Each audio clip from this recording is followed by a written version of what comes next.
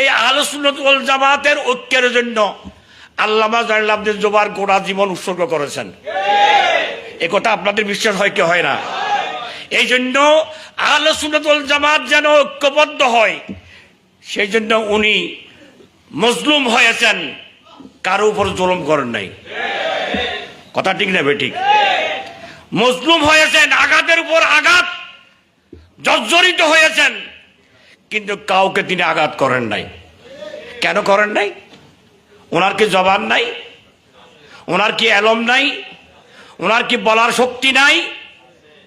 আছে, কিন্তু তারপরও এই কারণে করেন নাই আজকের সুন্নিয়তের ঐক্যের জন্য। সুন্নিয়তের ঐক্যের জন্য যে কোরবানি উনি দিয়েছেন পৃথিবীর ইতিহাসে স্বর্ণাক্ষরে লিখিত থাকবে। উনি যে কোরবানি, এই ধরনের কোরবানি কোনো জাত দিতে পারবে না। এ কথা আপনারা আমার সাথে একমত হবেন কি জানি না, কিন্তু কোরবানি দিয়েছেন দ্বীনের জন্য, মিল্লতের জন্য, সুন্নিয়তের ঐক্যের জন্য। কারণ সুন্নিয়তের ঐক্য বড় প্রয়োজন।